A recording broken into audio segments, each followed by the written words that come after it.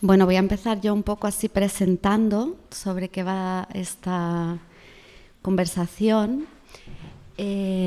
Nosotras conocimos una palabra que nos la dijo un amigo, que es una palabra que usaban los rusos o que usan los rusos, que es palavina. Y palavina significa un niño, una niña que ha crecido entre dos culturas, que tiene el padre de una nacionalidad, la madre de otra nacionalidad, y por lo tanto, desde que es muy pequeño, aprende dos lenguas, dos maneras de humor, dos formas de ser simpático, de ser antipático, dos cosas que se pueden decir, dos cosas que no se pueden decir.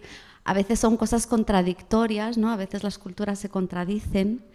Y en este entre, ¿no? Y en este entre en el que hemos crecido, ¿no? Entre una cosa y otra, en fin, estamos empezando una especie de proyecto que son las conversaciones palavinas, que en fin, que en realidad surgió de una manera muy accidental, porque, en fin, mi hermana es antropóloga ya hace muchos años, yo soy artista y tal, pero la vida cotidiana nos tomaba mucho tiempo y un día, en fin, la fui a pedir ayuda por alguna cosa que estaba escribiendo y tal, y de repente nos sentamos y ella empezó a mirar mi trabajo y empezamos a tener conversaciones increíbles. Empezó a traer un montón de cuestiones sobre la antropología. Yo también, en fin, le estuve explicando que me gustaba mucho la filosofía, que estaba leyendo mucho a Bergson, y a partir de ahí creamos, hemos creado un texto enorme, y esto es una introducción a estas conversaciones que en general pues duran como, cuando las presentamos son como 5 horas, pero vamos a intentar ser como breves aquí. Así que nada. Bueno, hola a todas y a todos. Gracias, Silvia e Inés, por, en fin, haberme... sí, perdón. Que no le he dicho que muchísimas gracias por habernos invitado. Estamos muy felices. Aparte que ya grabaré el vídeo, pero... Esto es una galería muy especial y estoy muy feliz de estar con vosotras y ser parte del equipo. Sí, para mí también, bueno, pues poder hacer un poco parte hoy aquí en este tiempo de este espacio también de la vida de Sara. Decir que esta conversación yo creo que lleva unos 44 años ocurriendo, entonces... bueno, nos vamos a esforzar por darle algún tipo de linearidad para poder compartir, ¿no? Yo creo que la idea de las conversaciones palavinas es compartir y compartir una experiencia del entre que es nuestra experiencia y que lo queremos un poco derivar en un método, ¿no? ¿Cómo pensar entre? En este caso, entre la antropología y el arte. La antropología que por su vez ya es un entre la filosofía y el pensamiento indígena. Entonces los entres se van multiplicando y en ese sentido pues, son experiencia y son método al mismo tiempo. Tengo que avisar de una cosa, que bueno, cuando hablo aquí de pensamiento indígena y de antropología, pues es siempre una ficcionalización, ¿no? Porque el pensamiento indígena son pensamientos indígenas, son muchas lenguas con conceptos que no podemos traducir porque no tenemos palabras o ideas. Entonces es muy complejo hablar de pensamiento indígena sin que haya un indígena para hablar sobre esto. Entonces, bueno, lo que yo os traigo aquí hoy es un poquito de lo que la teoría antropológica ha conseguido derivar, ¿no? Usurpar, ocupar, en fin, traducir y lo llamamos, de estos mundos. Lo nuestro es como un pensamiento especulativo, que nosotras también estamos inventando a partir de otras culturas y de otros pueblos originarios, pero en realidad es todo especulación, o sea que estamos también trabajando imaginación en este caso. Y no sé, y podemos empezar, creo que es que mi hermana ha hecho una estructura chuleta, y cuando tengo que hablar yo pone Sara gigante así. Porque toda la vida, en fin, dice que mi pensamiento es circular, no es lineal, y que toda la vida estaba ahí dando vueltas y siendo bastante caótica, pero bueno, voy a intentar. Empiezo yo con Negobispo. Sí. Bueno, entonces os hemos traído, además de alguna referencia filosófica y antropológica, también en estas conversaciones pues buscamos referencias de lo que se llaman poblaciones tradicionales, ¿no? En el caso, una de las que vamos a traer hoy aquí para compartir es de Antonio Negobispo, que es un quilombola brasileño, un intelectual quilombola, voy a llamarlo así. Quilombola son las poblaciones que son los negros que crearon comunidades huyendo de la esclavitud. Han existido por toda Latinoamérica desde el principio y se mantienen hasta hoy, los quilombos. Incluso son considerados en Brasil poblaciones tradicionales, lo cual implica en que tienen legislaciones específicas, muchas luchas, en fin, hay todo un movimiento quilombola en Brasil y también un pensamiento quilombola, vamos a llamarlo así. Y Antonio Negobispo pues, es uno de los principales representantes de este pensamiento quilombola. Entonces empezamos trayéndoos una definición de un concepto suyo que es el de confluencia, y él va a decir: la confluencia es la ley que rige la relación entre los elementos de la naturaleza y nos enseña que no todo lo que se junta se mezcla, es decir, nada es igual. Como tal, la confluencia también rige los procesos de movilización derivados del pensamiento pluralista de los pueblos politeístas.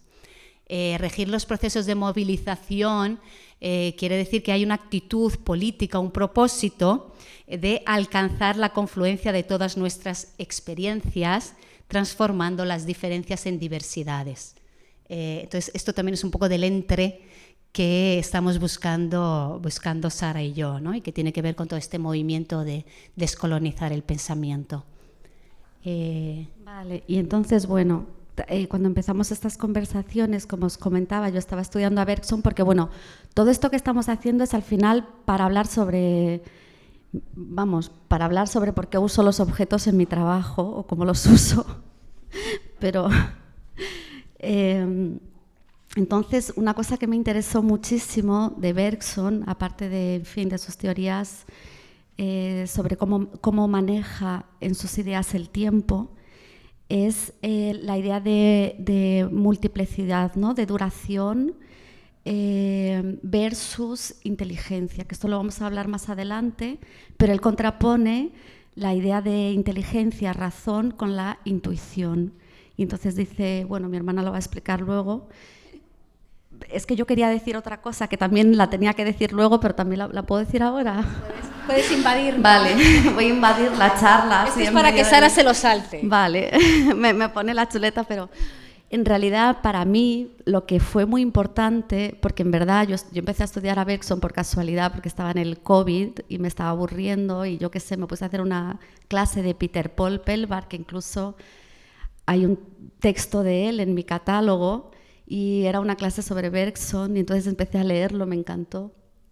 Y la exposición que hice en Travesía, que se llamaba Los trabajos o el juego de la vida, venía todo de esto, que dice Bergson, que el tiempo es plástico, o sea, el tiempo el tiempo es creatividad, en verdad. Por lo tanto, el pasado se puede moldear, nosotros podemos coger el pasado y reconfigurar, podemos coger el presente, el futuro, porque en verdad el tiempo es duración y es presente. Entonces, a pesar de, por ejemplo, yo qué sé, cómo se transforma el tiempo histórico, ¿no? El tiempo histórico se transforma con nuevas relecturas, con nuevas visiones, ¿no? Con personas que a lo mejor nunca habían expresado su vivencia y de repente la expresan. Entonces yo estaba muy emocionada con esta cosa de Bergson y con el hecho de que pudiéramos entender que el tiempo no es lineal, ¿no? Que el tiempo es, en definitiva, podría ser circular o incluso podría ser disforme, ¿no? O sea, podría ser algo moldeable, ¿no? Y creo que es eso, ¿no? Sí, bueno, sobre eso decir que el concepto de tiempo de Bergson, que es el de duración, él lo define como la multiplicidad, ¿no? La forma de existencia de la multiplicidad es la duración y la multiplicidad es la continuidad entre heterogéneos, que viene a ser lo mismo que la confluencia de Antonio Obispo, ¿no? Que es la de cómo mantener juntos sin mezclarse. Sí, digamos que este es el... Y todo esto era para hablar de un trabajo que se llama Elo, que es muy sencillo, que en realidad es un hilito que, bueno, lo voy a leer aquí, pero que es... porque queríamos mostrar imágenes, pero no tenemos, entonces lo voy a leer, que es uniendo trozos de tela, de gomas de pelo, una perlita que se cae de una arquilla, yo voy haciendo una especie de hilo enorme y lo pongo en lugares, ocupo esquinas, rodapiés, de forma a colocar la continuidad entre heterogéneos. Hay una unión de fragilidades. ¿Por qué? Porque es el elo. El elo en portugués lo habíamos traducido, ¿no? Y ya no recuerdo qué era. Es enlace.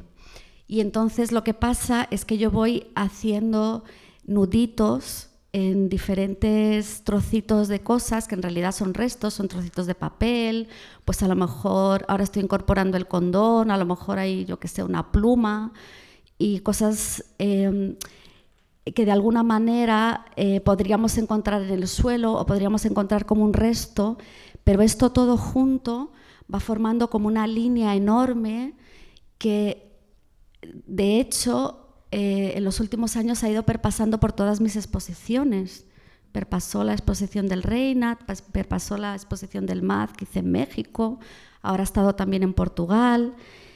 Y este tránsito, ¿no? Por donde se van colando esta unión de diferentes, ¿no? de heterogéneos. Y creo que es eso, ¿no? Sí, lo que nosotros estábamos comentando sobre el trabajo del Elo es que, bueno, además de traer esto que son como fragmentos de cuerpos, ¿no? Porque son gomitas de pelo, pedazos de tela. Entonces, ¿qué es lo que Sara está colocando ahí en conjunción, ¿no? Es lo interesante también el material con lo que trabajas. Pero además que por ser una línea que ocupa espacios, permite relacionar unos espacios con otros, de forma que está presente en varios trabajos tuyos y así también es como una línea temporal, ¿no? Que pone en conjunción diversos momentos de tu... Porque da continuidad, ¿no? Es una cosa que yo traje en esta exposición en Travesía, que es la continuidad de mi trabajo, como si no hubiera uno u otro, ¿no? Como si todo fuera relación entre... Y por lo tanto también tengo la cosa esta de incluso reciclar mi propio trabajo, que a veces hago un trabajo y digo, oye, pero si queréis me lo llevo de nuevo y lo hago diferente, lo hago otro. Y esta cosa que tengo de trabajar así, como vitalizando, ¿no? O trayendo expresión o incorporación a objetos, a fragmentos, a basuras, a restos. Es un poco que es lo que va a hablar mi hermana ahora, que es que viene de la antropología, que es la diferencia entre mercancía y dádiva, ¿no? En fin. Sí, que bueno, explica un poco de cómo a partir de la antropología podemos pensar, por ejemplo, el trabajo de artistas, ¿no? En el caso, el trabajo de Sara, que es el trabajo con el que venimos trabajando, pensando. Bueno, entonces, una cosa quizás muy importante que le ha ocurrido a la antropología es que se le ha desbarajustado la relación sujeto-objeto. Y quizás, bueno, esto se puede... nos ayuda a entender las diferencias entre dos tipos de economías, que son las economías, lo que se llaman las economías del don o de las dádivas y las economías de las mercancías. Os voy a hablar un poco sobre este concepto de don que viene del trabajo de Marcel Mauss, uno de los padres de la antropología, de la Escuela Sociológica Francesa, de principios del siglo XX, es este trabajo.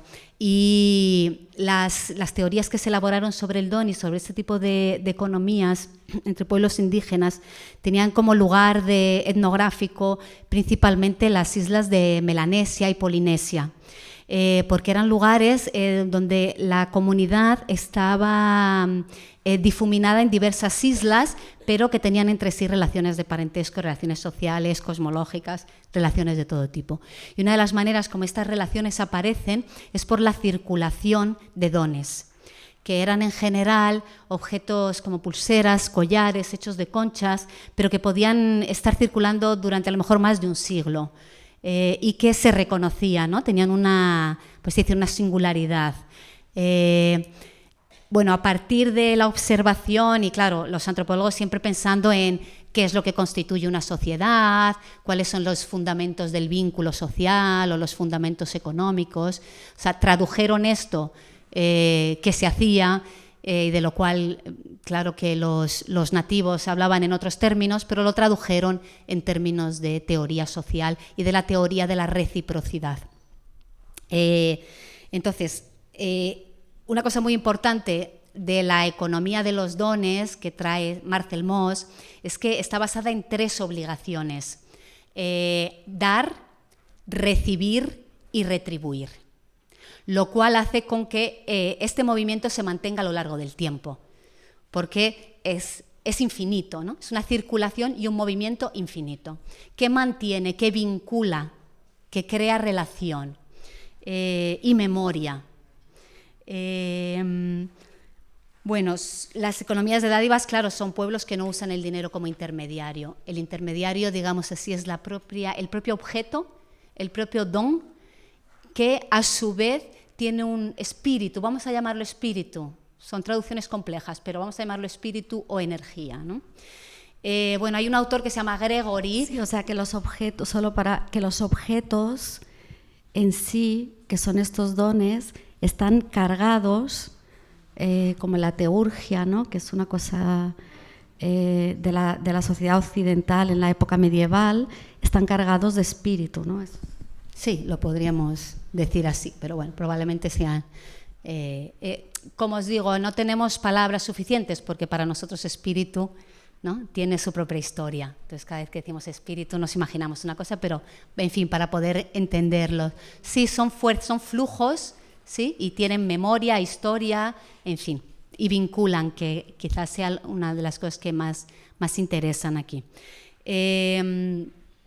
Bueno, Gregory va a hablar entonces de dos procesos, 2 economías, va a comparar la economía de las mercancías con la economía de los dones o las dádivas, y a partir de 2 procesos, ¿no? Las dádivas, los dones, con su movimiento personifican, generan personas. Dice él, cosas son convertidas en personas, se constituyen en y por el consumo en la medida en que permite la sobrevivencia de las personas.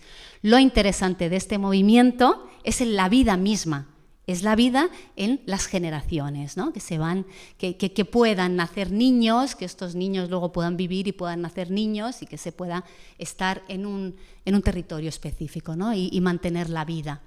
Sin embargo, los procesos de objetificación serían los propios de las economías de mercancías, en las que la producción, en los procesos de objetificación, la producción supone la transformación de energía del trabajo de las personas, la energía del trabajo de las personas, en objetos.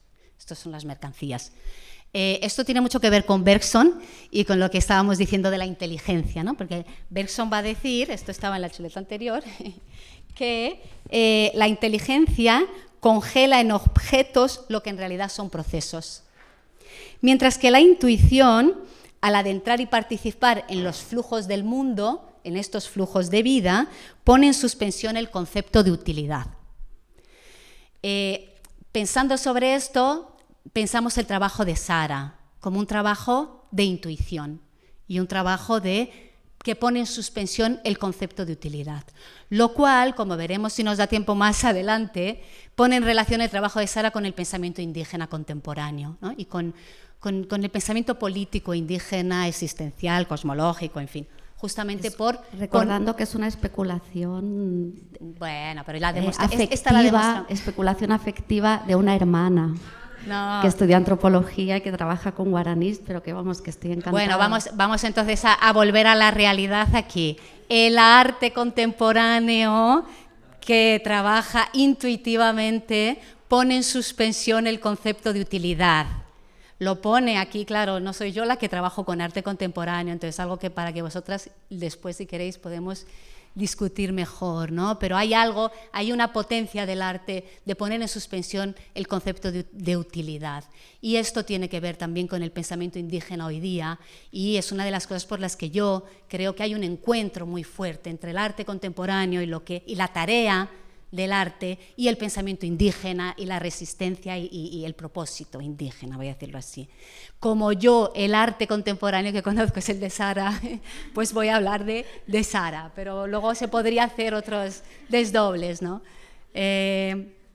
Bueno, siguiendo con lo de las dádivas, para que entendamos los procesos de personificación, traigo otra vez a Nego Bispo, que dice una cosa muy bonita, que dice: la mejor manera de guardar los productos de todas nuestras expresiones productivas es distribuyéndolos entre los vecinos. Pues una vez que todo lo que hacemos es producto de la energía orgánica, ese producto debe ser reintegrado a esa misma energía. Y esto es un conocimiento que yo le llamo intelectual quilombola, pero es un conocimiento colectivo quilombola que él nos está contando, ¿no? Entonces, las dádivas tienen 3 características, ¿no? Digamos así. Personifican, se genera gente, tanto orgánica como subjetivamente, como históricamente, porque mantienen memoria. Están en movimiento y son inalienables. ¿Qué quiere decir que las dádivas, los dones, son inalienables? Os voy a leer un fragmento de lo que sería la ley Maori, que está en Marcel Mauss, este antropólogo del que os hablé, y que nos habla del Hau, que sería este espíritu o energía, ¿no? que es lo que vincula. Y dice así: te hablaré del Hau. El Hau no es el viento que sopla, de ningún modo. Supón que tienes cierto artículo, el taonga, ¿no? Que son estas pulseras, collares de conchas, y me das ese artículo. Me lo das sin un precio fijo.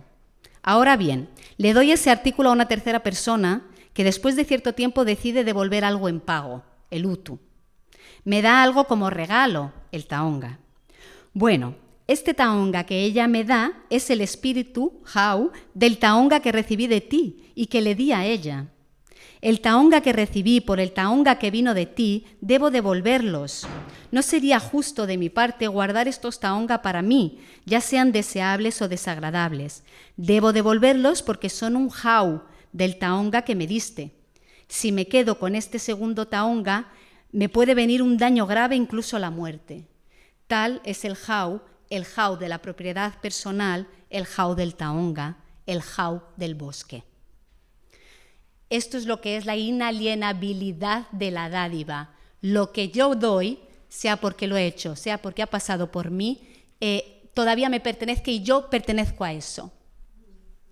Entonces, hablo un poco más por el tiempo, porque...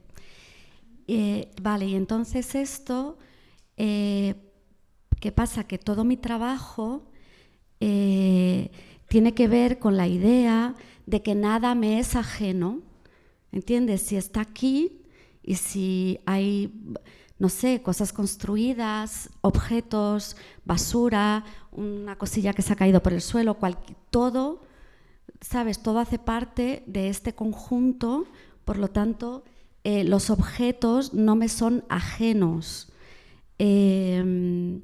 Y se nos ha olvidado decir algo que es de la vida de los sintéticos. El corazón de la propuesta, ¿no? de cómo pensar tu trabajo a partir de la antropología, que es que tú consideras o tratas a lo que nosotros consideramos mercancías, que es esto que consideramos objetificados, los trates como dádivas, como dones.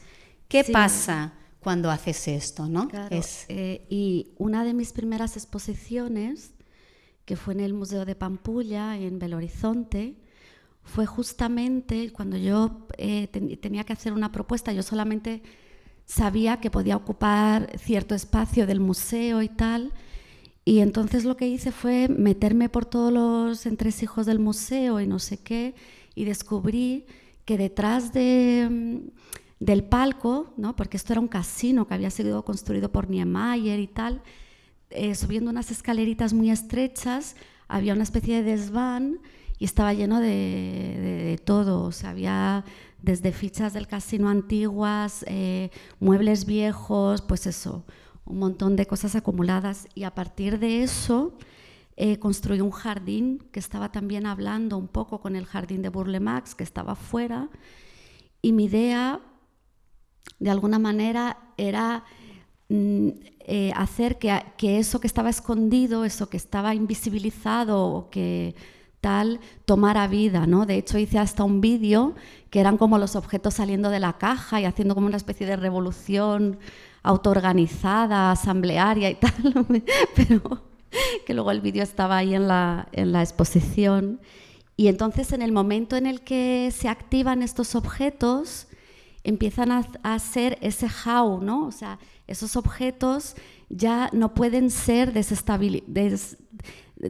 no pueden volver a ser percibidos como muertos, ¿no? Por decirlo de alguna manera, porque ellos, de alguna manera, y esto siempre desde que fueron fabricados, hacen parte o tienen en sí toda una historia, todo un esfuerzo, toda, no sé, el propio cuerpo de la persona que está en la fábrica que lo está fabricando. Entonces es un poco esta relación que he tenido siempre de por qué serían o de por qué trabajaría con estos materiales, ¿no? A pesar de que mi trabajo se puede leer también por otras vías, también de feminismo, de mil cosas, pero hay una estructura en mi trabajo, como si fuera una estructura económica, y si pensáramos en lo que decía Marx y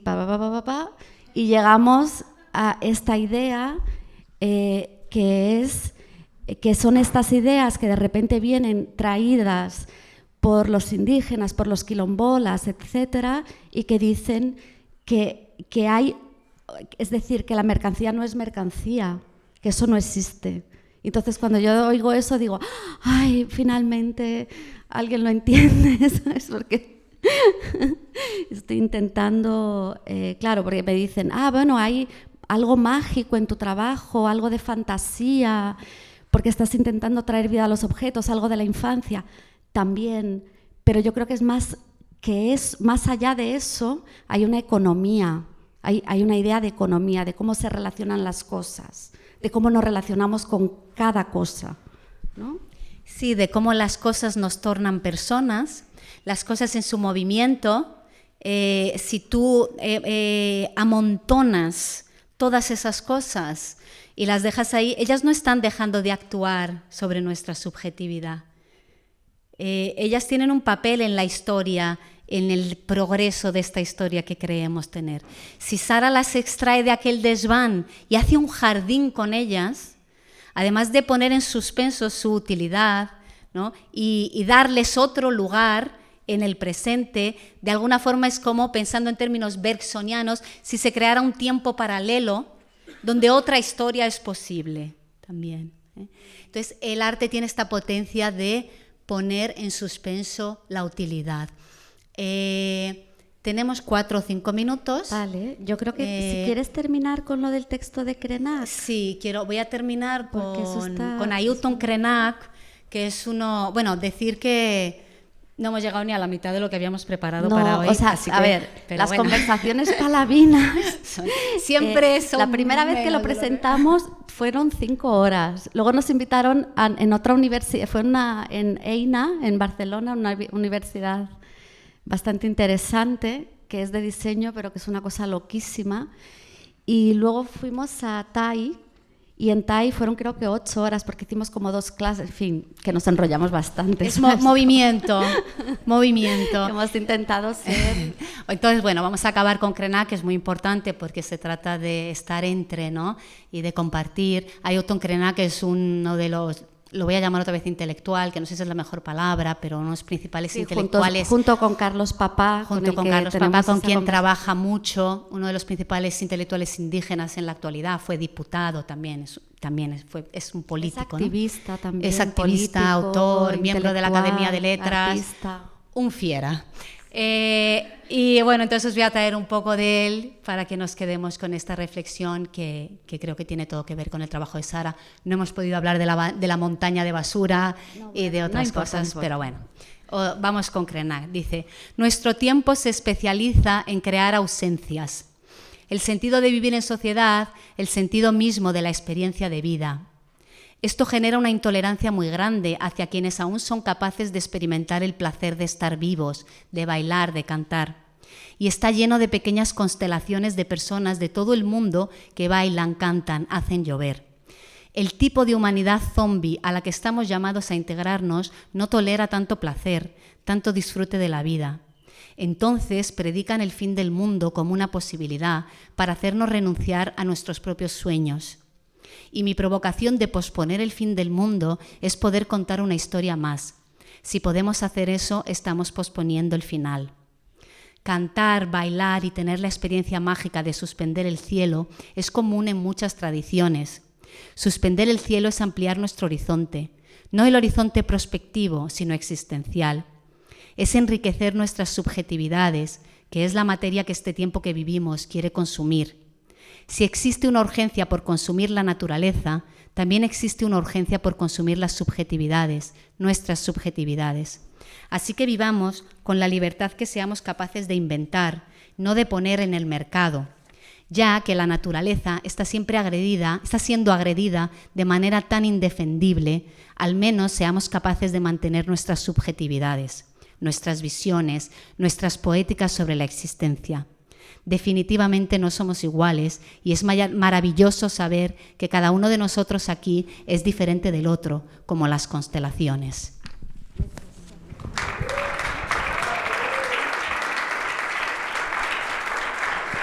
Gracias. Muchas gracias. Ya está, ¿no? Ella creo que quiere decir algo. No. ¿Queréis hacer alguna pregunta? Sí. Es que no sé si llega el micrófono hasta allá al final. Mira.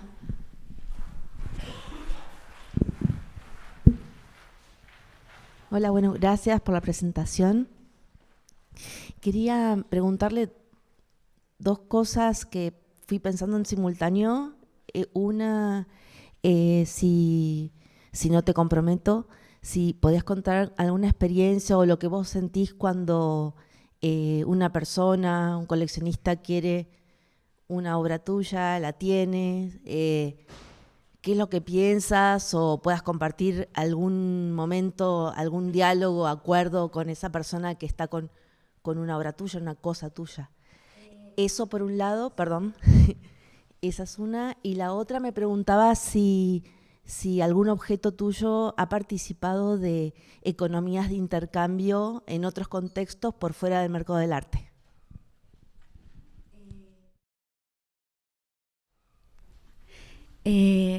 Vale. En relación a cuando los coleccionistas compran algo o se llevan algo, se quedan con algo, yo creo que para mí se comienza o se constituye una especie de relación de afectividad, porque en el momento en el que tienen que convivir con algo mío, es como si una parte de mí, ¿no? Una parte de mi cuerpo de obra, de mi cuerpo de trabajo, estuviera en relación a. Y esa relación es algo que yo dejo de controlar, ¿no? Yo no sé si el coleccionista lo va a poner en un baño, lo va a poner no sé. De repente hay una libertad en relación a un pedazo de mí, a un pedazo de mi obra, en fin. Al mismo tiempo, creo que cuando alguien se queda una obra, hay una continuidad de tiempo, ¿no? Esa obra sigue existiendo por tiempo, porque a veces mi obra, como tiene toda esta cosa de la transformación, a veces yo soy un poco, no cruel, pero bueno, en esta faceta mía de vida, ¿no? De que la vida es constante transformación, como digo, es que muchas veces hay obras que no existen más porque ya son otra cosa. Entonces creo que cuando alguien guarda una obra mía, construye esa continuidad y ese lazo afectivo. Luego, por ejemplo, hay obras, hay una que compró el Reina Sofía, que es incompleta, que todavía no la he terminado de hacer porque es de alguna manera muy personal y muy compleja para mí, que yo no quería vender, de hecho. Bueno, creo que María Lozano tiene una parte, pero yo le dije a las chicas como no, esta obra solamente, sí, eso para el Reina Sofía. ¿Por qué? Porque el Reina Sofía tenía una cosa afectiva de cuando yo era muy joven y empecé a estudiar arte y a gustarme el arte, es que yo iba todos los finales de semana a la biblioteca del Reina y me tiraba horas ahí. Tenía todo un rollo afectivo, aparte de haber trabajado. O sea que eso. Y luego la otra cosa del intercambio es que para mí, mi obra también funciona como una moneda. Yo la uso para cambiar obras con otros artistas, o a veces no tengo dinero y digo, ay, necesito que me pagáis, no sé qué, os doy una obra. Yo soy muy vendida en ese sentido con mi obra, ¿sabes? Además, creo que toda esta cosa que también que he traído, ¿no? Sobre esta cosa de la fabricación y del tal, es que yo creo que hay algo que en ese sentido a lo mejor soy un poco rara, pero la obra tiene muchos precios. Una obra puede tener millones de precios distintos, ¿no? Y entonces a lo mejor la puedo cambiar incluso por clases de inglés si necesito, o lo puedo, no sé, lo cambio con muchos artistas, pero vamos, que lo uso mucho como moneda y no me parece ningún problema porque, no sé, porque se genera intercambio y el intercambio, en fin. E incluso me gustaría, no sé, a veces me planteo realmente, por ejemplo, vender en mercadillos, no sé, me gustaría también que mi obra tuviera muchos precios, ¿no? Que fuera como desde 10 euros a, no sé, porque creo que también el precio es una cosa muy subjetiva, ¿no? De cierta manera, y depende de afectividades, en fin. No sé si he respondido.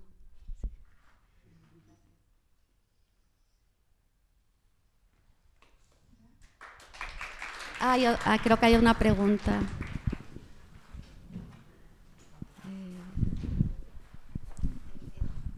Hola, muchas gracias por la presentación. Es fascinante oírlas hablar a las dos hermanas de diferentes puntos de prácticas y profesiones.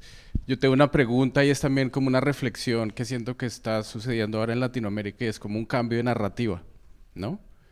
Como una transición desde una práctica de arte conceptual, ¿no? Como europea, ¿no? Apropiada, y hay un interés de muchos artistas de una nueva generación de entrar a tener contacto con comunidades y implementar como todo este conocimiento ancestral. La pregunta es, ¿de dónde creen ustedes que viene esto? Como este cambio de narrativa, si es una cosa ambiental, como una reflexión sobre la extracción de los materiales, como una urgencia de reflexionar sobre qué está sucediendo en el mundo actualmente. Sí, bueno, yo voy a decir una cosa que puede ser un poco polémica, pero yo creo que entre otras cosas así, desde un punto de vista muy pragmático, ¿no? Desde un punto de vista así muy pragmático realmente, creo que en Brasil por lo menos lo que ocurrió es que tanto la población que no tenía acceso, o sea, es que vivíamos en un país donde mucho más de la mitad de la población no tenía acceso a absolutamente nada, y los indígenas tenían una lucha, que todavía la tienen, por sobrevivir, y eran absolutamente silenciados. Entonces, cuando nosotros empezamos a tener gobiernos un poco más abiertos, cuando en 2003, por ejemplo, llega el PT y dice, bueno, a partir de ahora se acabó esta cosa de que las universidades públicas solo pueda haber gente blanca, rica, millonaria y no sé qué, sino que a partir de ahora va a haber cuotas y esto va a tener que ser ocupado por gente negra, gente que viene de la periferia, vamos a ayudar a que esta gente pueda acceder a las universidades y tal. Y se empieza a crear, bueno, y con los indígenas también, a haber reuniones entre diferentes poblaciones indígenas, a través de la FUNAI, a través de proyectos y tal. De repente todos estos proyectos que fueron colocados en movimiento, cambió la mentalidad, digamos que dio un vuelco a la intelectualidad y de repente de repente la epistemología occidental fue colocada en cuestión y fue problematizada y fue respondida, ¿no? Porque hasta entonces solo había una hegemónica visión y creo que estamos viviendo un periodo realmente maravilloso desde mi punto de vista. Y estamos teniendo, nosotros que vivimos en estos países, estamos teniendo la oportunidad de vivir nuevos tiempos, ¿no? También, con toda su complejidad y sus violencias y tal. No sé si estás de acuerdo, pero creo que un poco eso. Sí, nosotros queríamos abordar un poco, pero es una de las cosas que no ha dado tiempo, sobre el tema de las visibilidades e invisibilidades, ¿no? Y cómo tornarse visible.